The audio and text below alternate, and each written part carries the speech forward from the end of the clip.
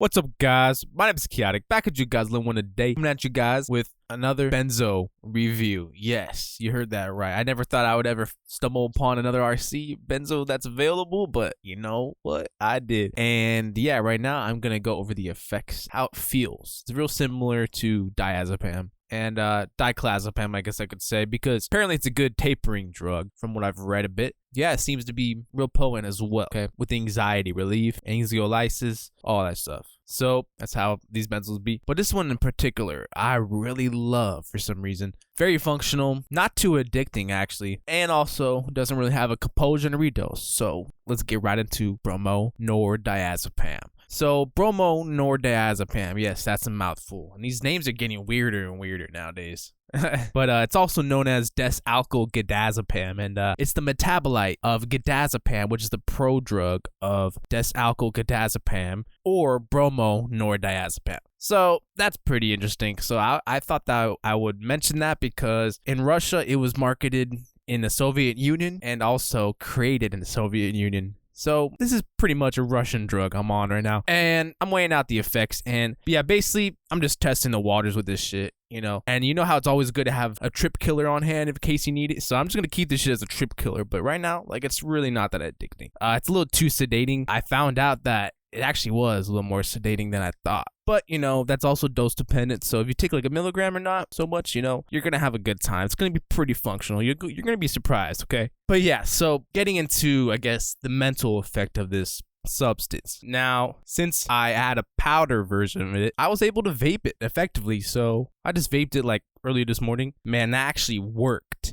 I was really surprised, okay? It was a little more functional than that diclazepam vape video I made. And I was really shocked by that. I was like, wow, this could be vaped. And that shit, man, that shit, the head high of vaping, that benzodiazepine, man, that shit was crazy. That shit just hit your head. You felt like you were nodding out like opiate. It was pretty fucking interesting. You know, it was a good ROA, I guess I would say. I didn't waste any, you know. Actually, it hit me just as much as oral dose. The long-lasting effect of this drug as well, I forgot to mention. It has a long half-life. I'm not such a fan of that because I prefer to be functional the next day. So, you know, when I first tried it midday, when I tried it, I just had received it. It lasted till this damn morning. I woke up this morning and I was still high. Yeah, take that in consideration. Only do this shit on the weekend, all right? You only got 2 days to do. Only do it 2 days of the week, man, because this shit can also cause some withdrawals because of that long half-life. And because of that long half-life, it's a good tapering drug, okay? Just like diclazepam.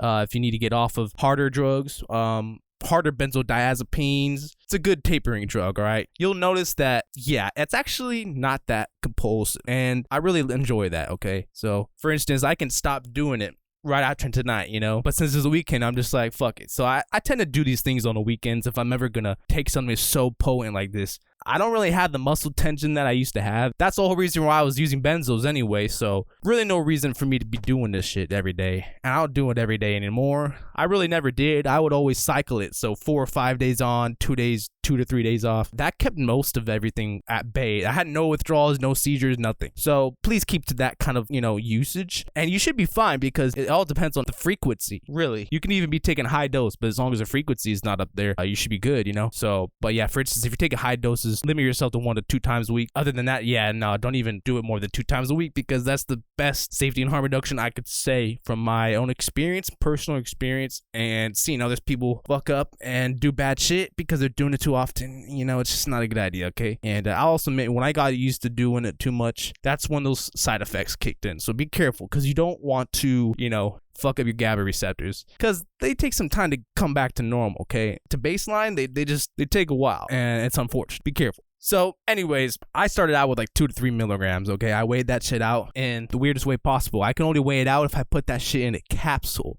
on my scale. For some reason, it needs to be in a capsule, and then the capsule weighs like 0.10 grams, right? And I saw that shit go up to 12.12. So yeah, that's the dose I took. And it was pretty nice, you know? Took a while to kick in orally, but like I said, vaping it made a hit immediately in the head rush. Yeah, it was the head rush that got me. The head rush felt damn euphoric and really nice. And I like the immediate onset of that method. It could be a little more addicting, I could see. Definitely compulsive as well. So stick to oral dosage on this. But if you want to experience a head rush and you got a benzo-only powder, there is a possible way you could do it. if you have to vape it, if you want to. But, there is an efficient way to do it. You got to make sure you don't burn it. But for some reason, this benzo RC vaped more well than etizolam, than diclazepam, and yeah, those are the only ones I try to vape, and this one vaped way better, so I'm really interested in that. I guess it has a good temperature. I guess it does have a high melting point, so that's why it doesn't burn as bad as the other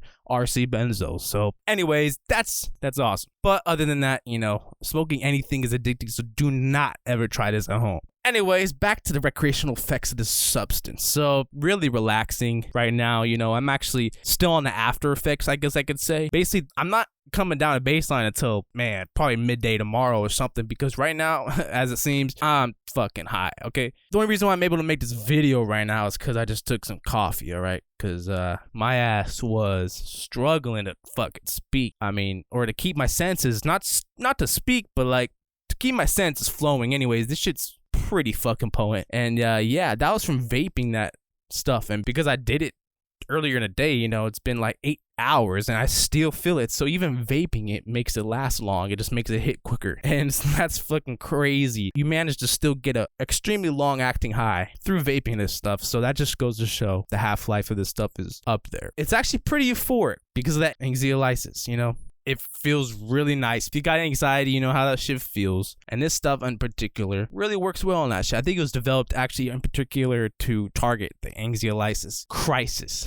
That's a good play on that word. Anyways, yeah, it's just, there's a lot of stress nowadays. A lot of people going through weird shit. Yeah, I guess it was marketed during the Soviet Union because, yeah, them Russians must be fucking stressed out with the goddamn government that likes to go to war a whole bunch. Unfortunate. But, it is what it is. Who knows why that was invented or marketed anyway, Plenty of benzodiazepines. So I wonder, since they all give similar effects, I guess it was because it gave a similar effect to diazepam. Others studied benzodiazepines and then it passed, and then they marketed it. And yeah, as gidazepam in Russia. So yeah, like I said, gidazepam is the prodrug of Desalkylgidazepam. That's a real interesting word. I have never heard another benzo RC sounding like that. So really interesting. But yeah, Bromonordiazepam feels real nice. Got like a white, completely white color. And it also feels, just relaxing, cozy, real similar to, I guess the azepams. The azalams last a lot longer, but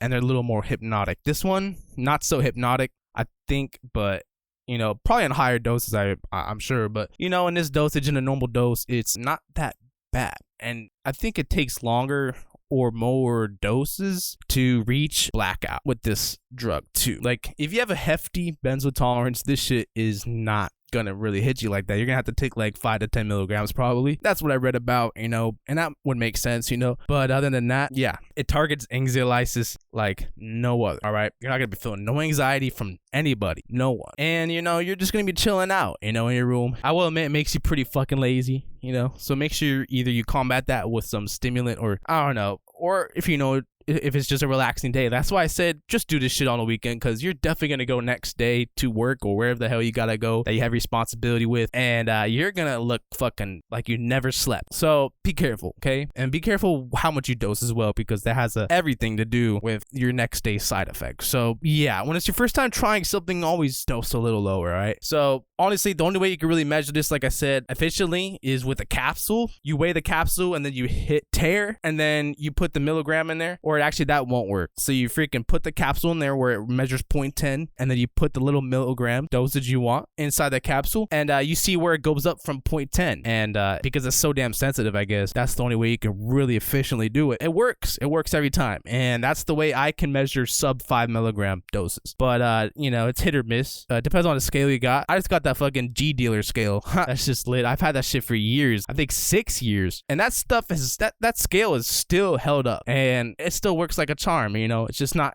like the best scale, right? So, but it's interesting how I found a way to measure sub 5 milligram doses. Let me know down in the comments if you attempted that before, if that is a method that's known, because I haven't really heard anyone mention that's how you could actually measure sub 5 milligram doses. And it does work. It does really work. I've done it with 4-ACO DMT because that's pretty active, less than 10 milligram doses, and it's an accurate way to do it, I guess I could say, because it does change, goes from 0.10 upwards, and then tells you the milligram from there. So keep that in mind when you're trying to measure these powders or whatever that are so goddamn potent. They require sub 5 milligram. Just take a capsule, put it in there, and fill it up, man. You'll see the number go up from 0.10. Now, Bromonordiazepam feels really fucking nice. I love it. If you're trying to do experience in benzo RCs, it's a good one to try. You'll enjoy it just like every other RC benzo. Mostly similar to diazepam. Yeah, the azepams, I guess I could say. But however, it does have a long half-life, so keep that in mind, man. Because of the zeolysis qualities, it's gonna feel really, really nice. So anyways, I hope you guys enjoyed this video. Stay high, stay lifted, and peace out to the next one.